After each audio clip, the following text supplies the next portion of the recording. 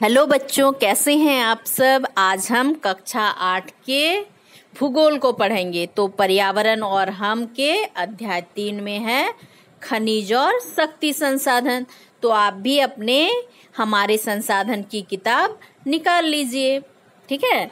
और साथ में कॉपी और कलम भी निकाल लीजिए। जो इम्पोर्टेंट पॉइंट मिलते जाएंगे उसे आप अपनी कॉपी में नोट करते जाएंगे। तो चलिए पढ़ते हैं अध्याय 3 खनिज और शक्ति संसाधन।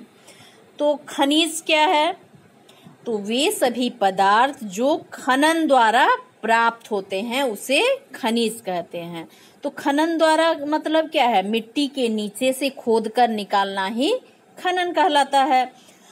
और खनन के द्वारा जो भी प्राप्त होता है उसे खनिज कहते हैं। इसे आप नोट कर लेंगे, ठीक है। तो खनिज क्या है? प्राकृतिक रूप से प्राप्त होने वाला पदार्थ है जिसकी निश्चित रासायनिक संरचना होती है। तो क्या होती खनिज क्या है? प्राकृतिक रूप से हमको मिट्टी के नीचे खोदकर प्राप्त होता है। और खनिज क्या है? मानव सभ्यता एवं संस्कृति का आधार स्तंभ है, ठीक है। तो सभ्यता एवं संस्कृति के आर्थिक विकास का जो प्रारंभिक चरण से लेकर वर्तमान जो तकनीकी युग तक मानव ने खनिज का प्रयोग किसी न किसी रूप में किया है। तो प्राचीन काल में भी हथियारों बनाने के लिए धातुओं का प्रयोग किया जाता था, लेकिन वर्तमान जो तकनीकी युग है जिसमें मशीनों का बहुत उपयोग होता है, तो इसमें क्या है? कच्चा माल क्या है? वही धातु है, अर्थात खनिज है। खनिज से धातु प्राप्त होता है और धातुओं से उद्योग चलते हैं। इसीलिए जो इस औद्योगिक युग या इस आधुनिक युग को क्या है? खनिज संसाधन को ही इसका रीढ़ माना जाता है। तो रीढ़ का क्या अर्थ है? कि हमारे शरीर में जैसे हमारी जो रीढ़ की हड्डी है वो हमको हमारे शरीर को खड़े रखने का कार्य करती है, उसी प्रकार ये जो खनिज संसाधन है किसी भी उद्योगों को चलाने का या सीधा खड़े रखने का कार्य करती है। क्योंकि बिना खनिज संसाधनों के कोई भी उद्योग नहीं चल सकता है, क्योंकि इसका कच्चा माल क्या है? खनिज ही है। या फिर इसका ईंधन क्या है? किसी भी औद्योगिक संस्थान का खनिज है। तो खनिजों का क्या है? ये प्राकृतिक रूप से प्राप्त होते हैं, लेकिन सभी जगह जो इसका वितरण है वो समान रूप से नहीं है। अलग अलग चट्टानों में अलग अलग प्रकार के खनिज पाए जाते हैं। कुछ खनिज ऐसे क्षेत्रों में पाए जाते हैं जहां से इसे आसानी से नहीं प्राप्त किया जा सकता है। और ये क्या खनिज है? ये प्राकृतिक रूप से अपनी अलग प्रक्रियाओं द्वारा तैयार होते हैं कि वहाँ की तापमान कैसा है, वहाँ का जलवायु कैसा है, उसी के आधार पर प्राकृतिक प्रक्रियाओं द्वारा खनिजों का निर्माण होता है। तो इसीलिए यही कारण है कि ये सभी जगह समान रूप से नहीं प्राप्त होते हैं। कहीं पर ये अधिक मात्रा में पाए जाते हैं तो कहीं पर एकदम नहीं पाया जाता है। और ये खनिज क्या है? कुछ क्षेत्र ऐसे हैं जहां से इसे प्राप्त करना बिल्कुल आसान नहीं होता है, मतलब बहुत कठिन होता है। जैसे महासागरों की तली, आर्कटिक या फिर जो दुर्गम पहाड़ी क्षेत्र हैं, ऐसे जगहों में खनन करना क्या है? बहुत कठिन है। तो वैसे जगहों से खनिज को प्राप्त करना भी एक कठिन कार्य होता है। और क्या है? ये जो खनिज हैं इसके रंग, घनत्व, इसका कठोरता, इसका जो रासायनिक गुण है या फिर इसको जो घुलनशील होने की जो गुण है, तो इसी के आधार पर खनिजों को पहचान अलग अलग रूप में किया जाता है। तो खनिज के जो प्रकार हैं, ठीक है, अब पढ़ते हैं खनिज के प्रकार। तो पूरे पृथ्वी पर लगभग 2800 से अधिक खनिजों का पहचान किया जा सका है अभी तक, लेकिन उनमें से लगभग 100 खनिज ही अयस्क समझे जाते हैं। अयस्क या ओर्स। अयस्क क्या है? अयस्क वैसे खनिज होते हैं जिसमें धातु की मात्रा अधिक होती है, ठीक है। सभी खनिजों में धातु की मात्रा नहीं पाई जाती है, या उसमें क्या है? धातु की मात्रा कम अधिक होती है। कुछ धात्विक खनिज होते हैं, कुछ अधात्विक खनिज होते हैं। धात्विक खनिजों में धातु की मात्रा अधिक पाई जाती है और अधात्विक खनिज में इसकी मात्रा कम पाई जाती है। तो इसी गुण के कारण कि सारे खनिज या लगभग 100 खनिज ही अयस्क समझे जाते हैं। अयस्क वैसे खनिज होते हैं, ये नोट कर लेंगे आप, वैसे खनिज होते हैं जिसमें धातु की मात्रा अधिक होती है, ठीक है, अर्थात जिसका उपयोग उद्योगों में किया जाता है। उद्योगों में किसका उपयोग किया जाता है? धातुओं का उपयोग किया जाता है। अब देखिए, संरचना के आधार पर खनिजों को 2 भागों में बांटा गया है। तो पहला क्या है? धात्विक, और दूसरा है अधात्विक। धात्विक क्या है? वैसे खनिज जिसमें धातु की मात्रा अधिक पाई जाती है, ये धात्विक खनिज। और वैसे खनिज जिसमें धातु की मात्रा नहीं पाई जाती, वे हो गए अधात्विक खनिज। इसके बाद धात्विक खनिजों को भी 2 भागों में बांटा गया है, लोह और अलोह। लोह क्या है? वैसे खनिज जिसमें लोहे की मात्रा अधिक पाई जाती है, वे हो गए लोह, जैसे हो गया लोह अयस्क, मैग्नीज, ठीक है। और अलोह वैसे खनिज होते हैं जिसमें लोहे की मात्रा नहीं पाई जाती है, जैसे सोना, चांदी, सीसा, ठीक है। और जिन खनिजों में, ये पॉइंट आप नोट कर लेंगे, जिन खनिजों में धातु की मात्रा पाई जाती है उसे धात्विक खनिज कहते हैं। और धात्विक खनिजों में कच्चे धातु क्या है? कच्चे रूप में प्राप्त होते हैं। धातु का क्या क्या गुण है? धातु कठोर होते हैं, और इसमें से जो बिजली है, करंट है, वो फ्लो कर सकती है। ये विद्युत और ऊष्मा के सुचालक होते हैं, ठीक है। और इसमें अपनी एक चमक होती है, किसमें? धातु में। और उसके उदाहरण हुए लोह अयस्क, मैग्नीज, बॉक्साइट अयस्क, ये क्या हो गए? धात्विक खनिज के उदाहरण हो गए। और जिन धात्विक खनिजों में लोह अंश की प्रधानता होती है, मतलब लोह अयस्क अधिक पाया जाता है, लोहे की प्रधानता होती है, लोहा अधिक मात्रा में पाया जाता है, उसे लोह धात्विक खनिज कहते हैं। जैसे हो गया लोह अयस्क, मैग्नीज, ये पॉइंट भी नोट कर लेंगे। और ये जितनी परिभाषाएं अभी तक आई उसे आप नोट कर लेंगे। इसके बाद है अलोह धात्विक में क्या है? और एक आया था, एक धात्विक लोह धात्विक, और एक हो गया अलोह धात्विक। अलोह जो धातुएं होती हैं उसमें क्या है? लोह तत्व नहीं पाए जाते हैं, जैसे सोना हो गया, चांदी हो गया, सीसा हो गया, ठीक है। तो इस तरह से आप समझ गए धात्विक खनिज जिसमें धातु की मात्रा पाई जाती है, वो जो धात्विक हो गया। और धात्विक के 2 भाग हैं, एक लोह जिसमें लोहा की मात्रा पाई जाती है, जैसे बॉक्साइट, मैग्नीशियम। और अलोह जिसमें लोह तत्व की मात्रा नहीं पाई जाती, जैसे सोना, चांदी। अब हो गया अधात्विक खनिज, वैसे खनिज होते हैं जिसमें धातु की मात्रा नहीं पाई जाती है। तो ये सारी चीज आप समझ गए। अब देखिए आगे, जिन खनिजों में धातु नहीं पाई जाती वे हो गए अधात्विक खनिज। ये पॉइंट भी आप नोट कर लेंगे, जैसे हो गया चूना पत्थर, अभ्रक, जिप्सम, ये अधात्विक खनिज के उदाहरण हैं, ठीक है। अब देखिए खनिज क्या है? ईंधन, जैसे खनिज ईंधन, जैसे कोयला हो गया, पेट्रोलियम हो गया, ये भी क्या है? अधात्विक खनिज है। तो क्या है? कोयला क्या है? ईंधन के रूप में प्रयोग होता है फैक्ट्रियों में जलाने के लिए, या फिर घरेलू स्तर पर भी होता है। पेट्रोलियम का उपयोग गाड़ियों में होता है या फिर फैक्ट्रियों में भी होता है। तो ये क्या हो गए? अधात्विक खनिज है, लेकिन इनके जलने से ऊर्जा की प्राप्ति होती है, अतः इसे ऊर्जा खनिज भी कहा जाता है। किसे? कोयला और पेट्रोलियम को ऊर्जा खनिज भी कहा जाता है।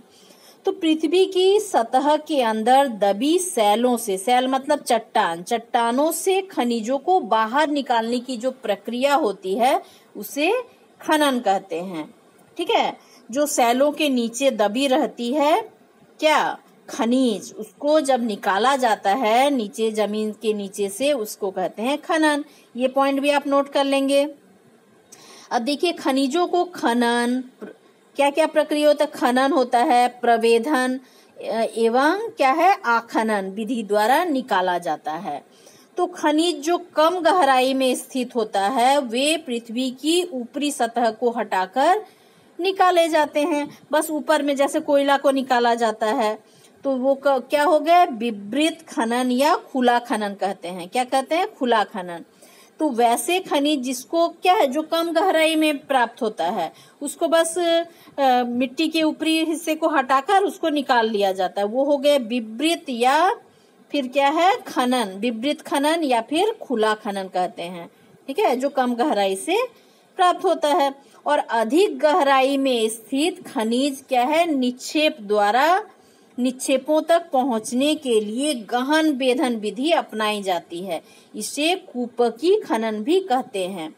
ठीक है, तो क्या कुछ खनिज जैसे पेट्रोलियम हो गया, प्राकृतिक गैस हो गया, वो धरातल के मिट्टी के बहुत नीचे पाए जाते हैं, तो उनको वहां से निकालने के लिए कुआं खोदा जाता है।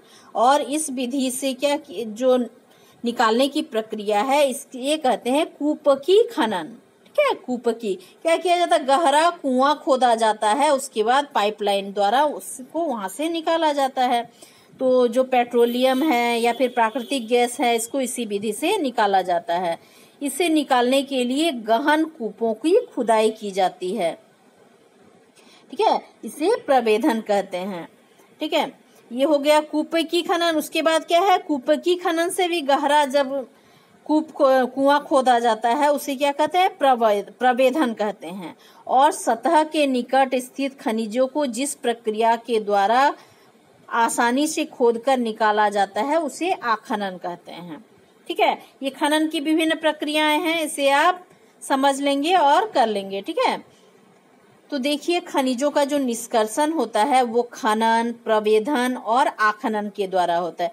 खनन भी दो प्रकार के होते हैं, विवृत खनन और कूपकी खनन। विवृत क्या है, जो ऊपरी हिस्से में ज्यादा गहराई में नहीं होता है, उसको आसानी से खोद कर निकाल लिया जाता है, वो हो गया विवृत खनन। और जो गहरा कुआं खोदा जाता है उसको कूपकी खनन कहते हैं। ठीक है, देखिए यहाँ पे कुछ जानने योग्य बातें हैं, जैसे एक या एक से अधिक खनिजों का समूहन जिसका निश्चित संगठन होता है, चट्टान या सैल कहलाता है। ठीक है, एक से अधिक खनिजों का समूह, ठीक है, जिसका अनिश्चित संगठन होता है, उसे चट्टान कहते हैं या सैल कहते हैं। और वैसे सेल जिससे खनिजों का निष्कर्षण किया जाता है, उसे अयस्क कहा जाता है। ठीक है, विश्व में खनिजों का वितरण देखते हैं। आप ये समझ गए, खनिजों का निष्कर्षण समझ गए, खनिज के बारे में जान गए, खनिजों के प्रकार के बारे में जान गए। अब खनिजों का वितरण जो विश्व में है उसके बारे में जानते हैं। ठीक है, तो खनिज विभिन्न प्रकार के शैलों में पाए जाते हैं। ठीक है, शैलों के अंदर से खोदकर निकाला जाता है खुदाई के द्वारा। तो धात्विक खनिज मुख्यतः आग्नेय एवं कायांतरित सेल समूहों में पाए जाते हैं। जो धात्विक खनिज होते हैं किसमें ज्यादातर पाए जाते हैं, आग्नेय और कायांतरित से। आप चट्टान के बारे में इससे पहले पढ़ चुके हैं। ठीक है, आग्नेय चट्टान क्या है, कायांतरित चट्टान क्या है, अवसादी क्या है। ठीक है, यहाँ उसको बताने की जरूरत नहीं है। जबकि अवसादी सेल समूहों में अधात्विक खनिजों एवं ईंधनों की प्रधानता होती है। तो जो आग्नेय सेल होते हैं या फिर कायांतरित सेल होते हैं, उसमें से धात्विक खनिज प्राप्त किया जाता है, और जो अवसादी सेल होते हैं उसमें से अधात्विक खनिज या फिर ईंधन प्राप्त किया जाता है। ईंधन के लिए जो खनिज होते हैं उसको प्राप्त किया जाता है, जैसे कोयला हुआ। ठीक है, तो विश्व के अलग अलग भागों में अलग अलग खनिज पाए जाते हैं, क्योंकि प्रदेश विशेष की जो सेल संरचना है उसके में अंतर हो जाता है, चट्टानों की जो संरचना उसमें अंतर हो जाता है।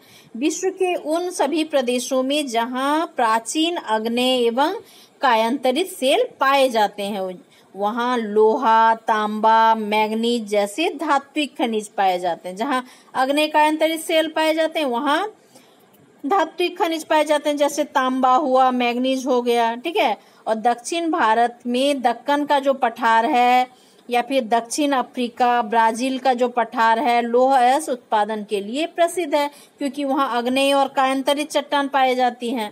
मैदानों एवं नवीन बलित पर्वतों के क्षेत्रों में चूना पत्थर, खनिज ईंधन जैसे खनिज पाए जाते हैं। और जो मैदानी क्षेत्र हैं या फिर नए जो बलित क्या है, जैसे हिमालय भी एक बलित पर्वत है, तो क्या है, मोड़ आ जाने के कारण क्या होता है कि कुछ भाग स्थल भाग ऊंचा उठ जाता है, उसे कहते हैं बलित पर्वत। तो उसमें जो खनिजों की प्रधानता होती वो होती चूना पत्थर या फिर ईंधन के खनिजों की।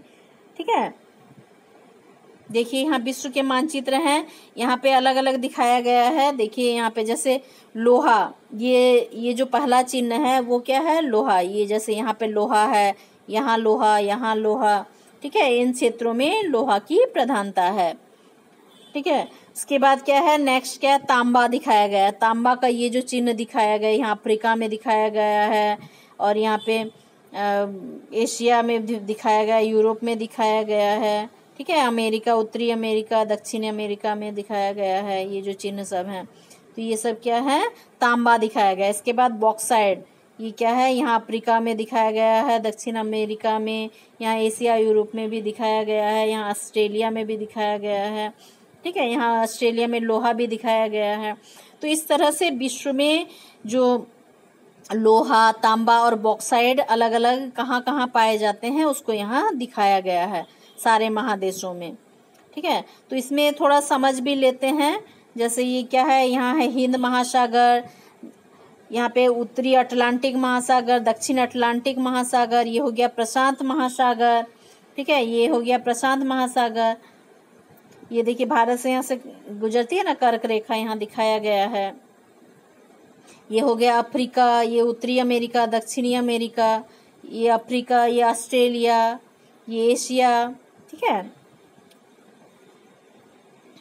तो इस तरह से क्या है, सारे महादेश और महासागर यहाँ दिखाए गए हैं।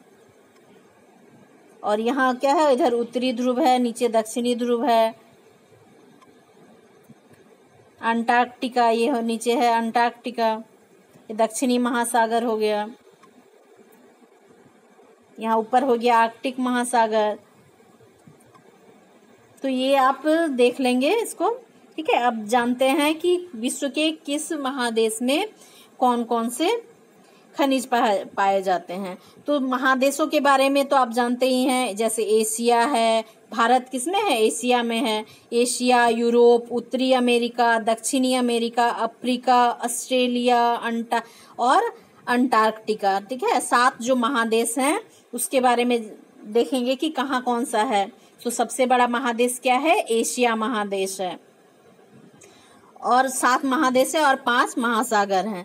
तो एशिया में देखिए क्या है कि एशिया में भारत एवं चीन जो है लौह अयस्क और कोयला का प्रमुख उत्पादक देश हैं।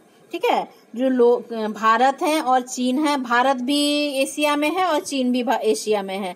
तो इसके जो प्रमुख उत्पादक लोहा और कोयला के प्रमुख उत्पादक देश भारत और चीन है।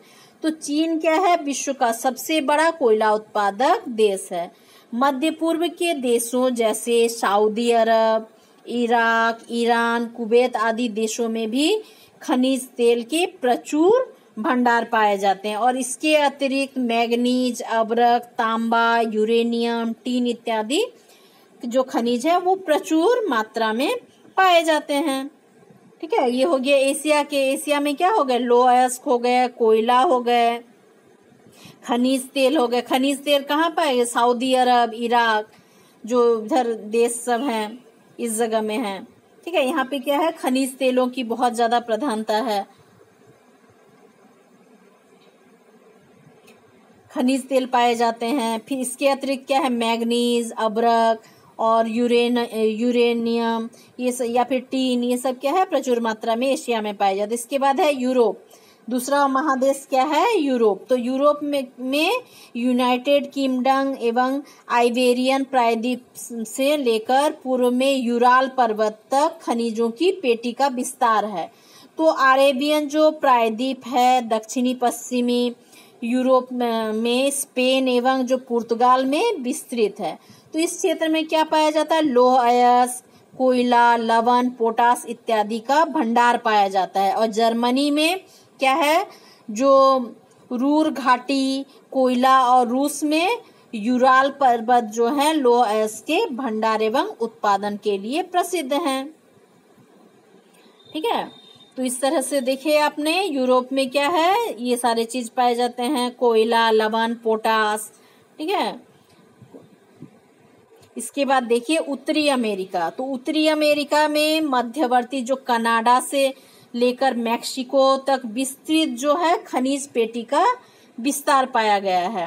कहाँ है उत्तरी अमेरिका, देखिए इस चित्र में, ये देखिए यहाँ पे है, ये जो है ये उत्तरी अमेरिका है, यही कनाडा भी है। ठीक है, तो ये जो उत्तरी अमेरिका ये हो गया दक्षिणी अमेरिका। तो उत्तरी अमेरिका में जो मध्यवर्ती कनाडा से लेकर मैक्सिको तक एक विस्तृत खनिज पेटी है, और संयुक्त राज्य अमेरिका में अपलेशियन पर्वत जो है कोयला भंडार एवं उत्पादन के लिए प्रसिद्ध है। ठीक है, कहाँ है? अल्पेशियन जो पर्वत है वो कोयला के भंडार हैं। और इसी तरह जो महान झील प्रदेश के लिए में सुपीरियर जो झील है वो भी लोएस के लिए प्रसिद्ध है। ये उत्तरी अमेरिका में स्थित है सारे देश। तो मैक्सिको में चांदी, कनाडा में यूरेनियम मिलता है। ठीक है, तो ये हो गए मेन चीज। क्या है?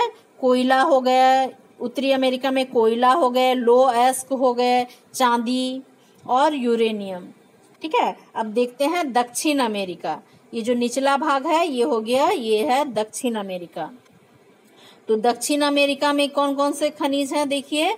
तो ब्राजील के प्राचीनतम जो पठार हैं एवं एंडीज बलित पर्वत क्षेत्र हैं, या फिर दक्षिण अमेरिका जो प्रमुख जो क्षेत्र हैं वो खनिज क्षेत्र हैं। यहाँ क्या क्या पाया जाता है? लौह अयस्क, मैग्नीज, अवरक, खनिज तेल, चांदी, पोटास इत्यादि खनिज का उत्खनन किया जाता है। ब्राजील विश्व में लौह अयस्क का सबसे बड़ा उत्पादक देश है। तो यहाँ बहुत सारे खनिज हो गए, लौह अयस्क हो गए। जो ब्राजील है विश्व में लौह अयस्क का सबसे बड़ा उत्पादक देश है। अबरक हो गए, खनिज तेल, चांदी, पोटास। ठीक है, इसके अतिरिक्त चिली और पेरू में तांबा उत्पादन क्या है? में अग्रणी है।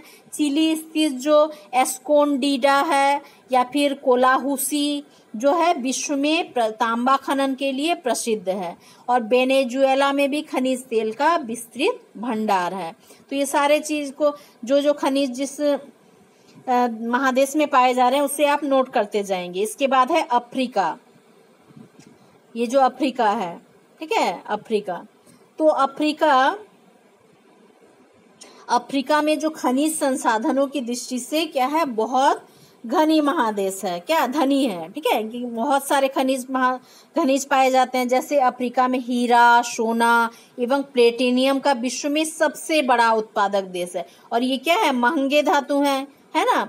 जैसे हीरा हो गया, सोना हो गया, इसके बड़े उत्पादक हैं। और दक्षिण अफ्रीका का जो जोहान्सबर्ग है, जोहान्सबर्ग का इगोली अर्थात जो सिटी ऑफ गोल्ड के नाम से जाना जाता है। जो जोहान्सबर्ग का इगोली है वो सिटी ऑफ गोल्ड, क्योंकि वहां पर गोल्ड का उत्पादन बहुत ज्यादा होता है। जायरे, जिम्बाब्वे हीरा का बड़ा उत्पादक देश है। और दक्षिण अफ्रीका का किम्बरले हीरा उत्पादन के लिए विश्व प्रसिद्ध है। और नाइजीरिया, अंगोला और लीबिया में खनिज तेल पाया जाता है। ठीक है, और ये जो शुष्क जगह है लीबिया, ये सब में क्या है? खनिज तेल पाया जाता है। ठीक है, हीरा, सोना और खनिज तेल की प्रधानता है अफ्रीका में। इसके बाद देखिए ऑस्ट्रेलिया, नीचे छोटा सा एक महादेश है, ये हो गया ऑस्ट्रेलिया। तो जो ऑस्ट्रेलिया है, तो ऑस्ट्रेलिया में बॉक्साइट, सोना, हीरा, लौह अयस्क, टीन, यूरेनियम एवं निकेल का बड़ा उत्पादन देश है। यह विश्व का सबसे बड़ा बॉक्साइट उत्पादक देश है। तो बॉक्साइट से यूरेनियम क्या प्राप्त होता है? एल्यूमिनियम की प्राप्ति होती है। और पश्चिमी ऑस्ट्रेलिया के कालगुरली एवं कुलगर्डी क्षेत्र सोना के उत्पादन के लिए जाने जाते हैं। इसके बाद नेक्स्ट है अंटार्कटिका महादेश। तो अंटार्कटिका को विज्ञान के प्रति समर्पित महादेश कहा जाता है। क्यों? क्योंकि यहाँ पर जो टेक्नोलॉजी है बहुत ज्यादा उन्नत है। यहाँ ट्रांस अंटार्कटिक पर्वत में कोयला एवं पूर्वी अंटार्कटिक के प्रिंस चार्ल पर्वत के निकट लोहे के निक्षेपण का पूर्वानुमान लगाया गया है। यहाँ लौह अयस्क, सोना, चांदी एवं खनिज तेल भी प्रचुर मात्रा में उपलब्ध है। कहाँ? अंटार्कटिका में। तो ये सारे महादेश के बारे में जान गए। इसमें कौन कौन से खनिज उपलब्ध हैं इसके बारे में जान गए आप। इसे आप नोट करते जाएंगे सारा। आगे है कि झारखंड के खनिज वितरण। तो अब ये विश्व के बारे में जान गए, अब जानेंगे झारखंड में कौन कौन से खनिज पाए जाते हैं। तो झारखंड के विभिन्न प्रकार के खनिज पदार्थ पाए जाते हैं, जिसमें धात्विक और अधात्विक और ऊर्जा खनिज भी शामिल है। ऊर्जा खनिज क्या है? जिसमें से ऊर्जा प्राप्त हो, जैसे कोयला, पेट्रोलियम, प्राकृतिक गैस। ठीक है, तो पहला हो गया लोहा। तो लोहा, झारखंड में जो लौह अयस्क है वो पश्चिमी सिंहभूम जिले में पाया जाता है। गुआ, नोआमुंडी, जामदा, किरीबुरु प्रमुख खनन केंद्र हैं, प्रमुख लोहा खनन केंद्र हैं। यहाँ से जो प्राप्त लोहा अयस्क का उपयोग जमशेदपुर, बोकारो, दुर्गापुर के जो इस्पात कारखाने हैं उसमें किया जाता है। ये बहुत बड़े बड़े प्लांट हैं, तो इसके लिए जो लोहा का उत्पादन होता है तो यही पश्चिमी सिंहभूम जिले में ही होता है। अब अगला है बॉक्साइट। तो झारखंड में गुमला एवं लोहरदगा बॉक्साइट उत्पादन में अग्रणी जिला है। ठीक है, तो बॉक्साइट का उत्पादन सबसे ज्यादा कहाँ होता है? गुमला और लोहरदगा में, जहां प्राप्त बॉक्साइट का उपयोग मूरी एल्यूमिनियम कारखाना में किया जाता है। ठीक है, मूरी में एक एल्यूमिनियम का कारखाना है जहां यहाँ से उपयोग जो बॉक्साइट है उसका उपयोग किया जाता है। इसके बाद नेक्स्ट है अब्रक। अब्रक क्या चीज है? अब्रक क्या है? आयरन के नीचे देखिएगा एक पतला चमकीला जो पट्टी लगा रहता है आयरन के अंदर, वो क्या है? अब्रक है। तो झारखंड में अब्रक का जो उत्पादन मुख्य रूप से कोडरमा, गिरिडीह, हजारीबाग जिले में होता है और यहाँ उच्च किस्म का रूबी अब्रक का उत्पादन। तो रूबी अब्रक क्या है? एक चमकीला अब्रक होता है। ठीक है, चमकीला होता है। विद्युत का कुचालक होने के कारण इसका उपयोग विद्युत उपकरणों में किया जाता है। बहुत सारे विद्युत उपकरणों में इसका उपयोग किया जाता है और ये क्या होता है? विद्युत का कुचालक होते हैं। इससे होकर जो करंट है वो फ्लो नहीं हो सकता है। ठीक है, नेक्स्ट है तांबा। तांबा क्या है?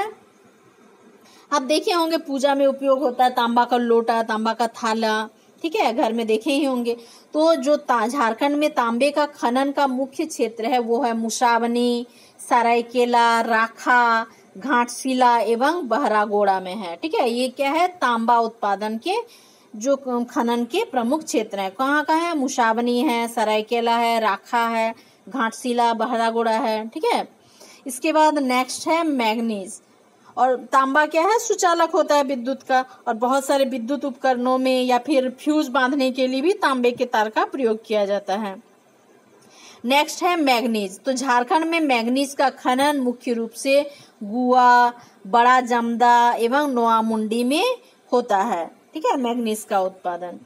तो इस तरह से सारे खनिजों के बारे में आप जान गए। अब देखिए यहाँ पे क्या? सोना। झारखंड में सोना भी कुछ थोड़े मात्रा में पाया जाता है। तो कहाँ पाया जाता है? तो झारखंड में स्वर्णरेखा नदी के रेत में थोड़ी मात्रा में सोना पाया जाता है। तो कभी आप इस क्षेत्र में यदि जाइएगा स्वर्णरेखा नदी के उधर, तो देखिएगा कि बहुत सारे लोग बांस की टोकरी में बालू को छानते हुए दिखेंगे नदी के पानी में। तो ये क्या है? उसमें से चालने के बालू को जब धोते हैं नदी के पानी में तो थोड़ा सा मात्रा में सोना भी मिलता है उसके साथ, उस बालू में। तो ये क्या है? सोने का, इसीलिए इसका नाम स्वर्ण रेखा है क्योंकि इसके जो बालू रेत है उसमें सोना कुछ मात्रा में पाया जाता है। इसके बाद है चूना पत्थर। तो झारखंड में जो चूना पत्थर का उत्खनन है वो पलामू, रामगढ़ जिले में होता है। इसका उपयोग सीमेंट एवं लोहा इस्पात बनाने में किया जाता है। तो इस तरह से आपने जाना सारे खनिजों के बारे में। अब देखिए यहाँ पे कुछ झारखंड के मानचित्र में जो खनिज है उसका वितरण को दिखाया गया है। और ये जो हरे रंग से ये दिखाया गया है ये क्या है? इंडस्ट्री को दिखाया गया है। उसके बाद ये जो चौकोर दिखाया गया है ये काले रंग से, ये क्या है? माइका को दिखाया गया है। और ये जो चेक में दिखाया गया है, ये जो यहाँ पे दिखाया गया गरवा में, ये क्या है? या फिर ये नीचे वेस्ट सिंहभूम में दिखाया गया, ये है ग्रेफाइट। ग्रेफाइट क्या है? आप जो पेंसिल से लिखते हैं ना उसका जो नोक होता है वो वही ग्रेफाइट होता है। और ये क्या है? ग्रेफाइट विद्युत का सुचालक होता है। ठीक है, और इसके बाद ये जो स्टार दिख रहा है लाल रंग से दिख रहा है, जैसे पलामू का यहाँ ऊपर में दिख रहा है, ये क्या है? सीमेंट प्लांट को दिखा रहा है। ठीक है, यहाँ नीचे भी दिखा रहा है पश्चिम सिंहभूम में। ठीक है, यहाँ सीमेंट का कारखाना है। इसके बाद क्या है? ये जो हरे रंग से दिख रहा है यहाँ पे पश्चिमी सिंहभूम में, ये क्या है? मैग्नीशियम है। ठीक है, मैग्नीज है, ठीक है, यहाँ मैग्नीज है। उसके बाद क्या है ऊपर में लैंड और सिल्वर, ये क्या है यहाँ पे जो दिख रहा है त्रिभुज में या पूर्वी सिंहभूम में, ये क्या है लैंड और सिल्वर को दिखा रहा है। उसके बाद यहाँ जो ब्लू स्टार में दिखा रहा है, यहाँ दुमका में, यहाँ पे चतरा में दिख रहा है, ये क्या है कपर को दिखा रहा है। और यहाँ पे पूर्वी सिंहभूम में है, मैंने बताया ना थोड़ा देर पहले, तांबा उत्पादन क्षेत्र। उसके बाद क्या है ये जो रेड छोटा सा स्टार दिख रहा है, ये क्या है एल्यूमिनियम को दिखा रहा है। यहाँ गुमला में, लोहरदगा में, इधर कोडरमा में, ये क्या है एल्युमिनियम उत्पादन क्षेत्र है। तो इस तरह से ये जो चिन्ह दिए गए हैं, इसकी सहायता से आप इस मानचित्र में देख सकते हैं कि कहाँ कौन सा खनिज उत्पादन होता है या फिर कौन से प्लांट हैं, ठीक है। जैसे यहाँ पे देखिए कितने सारे दिख रहे हैं ना वेस्ट सिंहभूम में, यहाँ पे सीमेंट प्लांट भी दिख रहा है, मैग्नीज भी दिख रहा है, फिर ग्रेफाइट भी दिख रहा है, और यहाँ स्टार मार्क मतलब कॉपर भी का भी है। और उसी तरह पूर्वी सिंहभूम में यहाँ पे इंडस्ट्री भी दिख रहा है, फिर यहाँ क्या है कपर का है, फिर क्या है लैंड और सिल्वर का भी है। इसी और ये क्या है झारखंड की राजधानी रांची है, ठीक है, यहाँ जो दिख रहा है ये रांची है।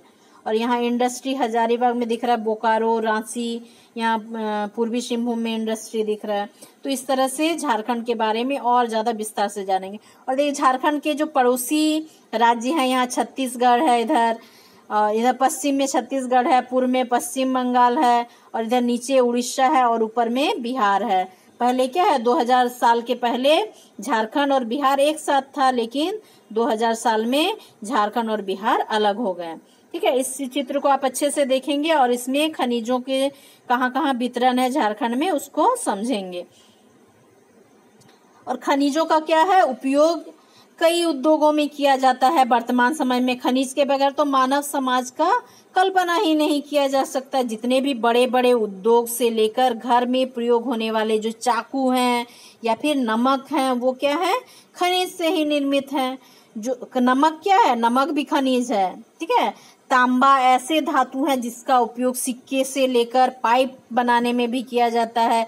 एल्युमिनियम बॉक्साइट से प्राप्त किया जाता है, ठीक है। इसका उपयोग क्या किया जाता है, एल्युमिनियम का उपयोग बर्तन बनाने के लिए और भवन निर्माण के लिए, ऑटोमोबाइल हवाई जहाज बनाने के लिए बॉक्साइट का एल्युमिनियम का प्रयोग किया जाता है। आभूषण बनाने के लिए, कि विभिन्न तरह के रत्नों के लिए भी खनिजों का प्रयोग किया जाता है। कंप्यूटर में विभिन्न पार्ट्स बनाने के लिए सिलिकॉन और क्वार्ट्ज का भी प्रयोग किया जाता है। जो सिलिकॉन होता है क्वार्ट्ज से प्राप्त होता है। तो इस तरह क्या है, तो खनिज हमारे लिए बहुत ज्यादा उपयोगी हैं, इसलिए खनिजों का जो है संरक्षण भी होना चाहिए। क्यों? क्योंकि वे अनवीकरणीय संसाधन है। अनवीकरणीय मतलब क्या, जिसकी पुनः पूर्ति के लिए फिर लाखों वर्षों का समय लगेगा। जैसे जो सूर्य का प्रकाश है, जल है, इसका उपयोग हम बार बार करते रहेंगे और वो हमको पुनः प्राप्त होता रहेगा। लेकिन खनिज ऐसा चीज है जो एक बार यदि समाप्त हो गया, उसका पुनः पूर्ति करने के लिए, उसको फिर से निर्मित होने के लिए लाखों वर्ष का समय लग जाएगा। इसीलिए खनिजों का संरक्षण भी बहुत आवश्यक है। जो मानवीय उपयोग की तुलना में खनिजों का जो निर्माण दर है बहुत धीमा है। मानव तो अपने दैनिक जीवन में बहुत ज्यादा खनिज का उपयोग कर रहा है, लेकिन उसका जो निर्माण है उसकी तुलना में बहुत कम धीरे हो रहा है। खनन प्रक्रिया में बर्बादी को घटाना आवश्यक है। जो खनन प्रक्रिया में भी बहुत ज्यादा खनिजों की बर्बादी होती है, या फिर खनिजों का जो उपयोग है उसको भी सावधानी से करना होगा। जो धातुओं का उपयोग पुनः उपयोग एवं अन्य तरीकों से भी उपयोग किया जाना चाहिए, जिससे खनिजों का जो संसाधन है उसका संरक्षण किया जा सकता है। जैसे मैं कोयला का आपको उदाहरण दे रहे हैं। कोयला क्या है, एक अधात्विक खनिज है। जैसे कोयला कैसे बनता है, जमीन के नीचे जब बहुत लाख वर्षों पहले जब मनुष्य, उस समय के मनुष्य थे, जीव जंतु थे, पेड़ पौधे थे, वे क्या हो गए, किसी कारण से मिट्टी के नीचे दब गए। फिर बहुत ज्यादा ताप और दाब के कारण वो नीचे चट्टानों के नीचे दबते गए और इतना ज्यादा ताप दाब सहने के बाद वे कोयला में बदल गए, ठीक है। तो कोयला बनने में क्या हो रहा है, लाखों करोड़ों वर्ष का समय लग रहा है। फिर मनुष्य उस कोयले को निकाल रहा है, ईंधन के रूप में प्रयोग कर रहा है उद्योगों में, घरों में। और तो क्या हो रहा है, धीरे धीरे उसका खपत हो रहा है और कोयला का जो भंडार है वो खत्म हो रहा है, क्योंकि कोयला का भंडार क्या है, सीमित है। लेकिन मनुष्य का उपयोग तो असीमित है। लेकिन क्या है, इसका यदि उपयोग करते हुए मनुष्य इसका पूर्णतः खपत कर दे तो इसको बनने में फिर लाख वर्षों का समय लगेगा। तो हमारी जो आने वाली पीढ़ी है उसको ये खनिज उपलब्ध नहीं होगी। इसलिए इसका संरक्षण करना आवश्यक है, जिससे आने वाली पीढ़ी भी इसका उपयोग कर सके। तो जो इसके बाद क्या है, शक्ति संसाधन क्या है, शक्ति अथवा ऊर्जा हमारे जीवन की महत्वपूर्ण भूमिका निभाते हैं। ठीक है, तो किसी कार्य को करने की जो क्षमता होती है उसे क्या कहते हैं, ऊर्जा कहते हैं। किसी भी कार्य, वो मनुष्य में हो या फिर किसी खनिज में हो। तो ऊर्जा विकास की कुंजी है। मानव सदियों से विभिन्न क्रियाकलापों हेतु ऊर्जा को जैव अथवा अजैव रूपों में उपयोग कर रहा है, बायोटिक या एबायोटिक रूपों में उपयोग कर रहा है। मानव ने प्रारंभिक चरणों में अपने मसाल शक्ति का प्रयोग किया। फिर मसाल शक्ति मतलब क्या, मसाल, एक लकड़ी के ऊपर कपड़ा बांधकर उसमें आग जलाकर मसाल के रूप में शक्ति का प्रयोग किया, ऊर्जा का प्रयोग किया। फिर पशुओं को परिवहन के कार्य में लगाया। लेकिन शक्ति के संसाधनों का जो वास्तविक विकास है वो 18वीं सदी में जब औद्योगिक क्रांति हुआ, उद्योगों का विकास हुआ, उस समय जो शक्ति का जो वास्तविक उपयोग हुआ उसी समय हुआ और विकास उसी समय से प्रारंभ हुआ। जो कोयले का उपयोग कर वाष्प शक्ति का विकास हुआ, कोयले को जलाया जाता था, उससे भाप बनाया जाता था, उससे ट्रेन चलता था।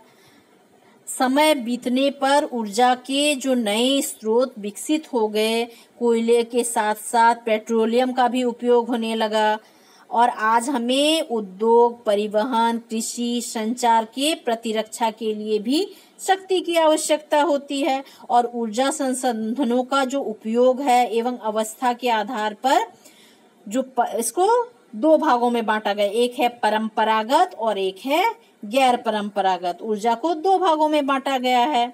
ठीक है, तो इसको हम नेक्स्ट पार्ट में पढ़ेंगे कि ऊर्जा को किस तरह से दो भागों में बांटा गया, परंपरागत स्रोत क्या है और गैर परंपरागत स्रोत क्या है, और शक्ति संसाधन को और थोड़े विस्तार से जानेंगे। तो आज के लिए इतना ही। आशा करती हूँ आप चैप्टर को अच्छे से समझ गए होंगे।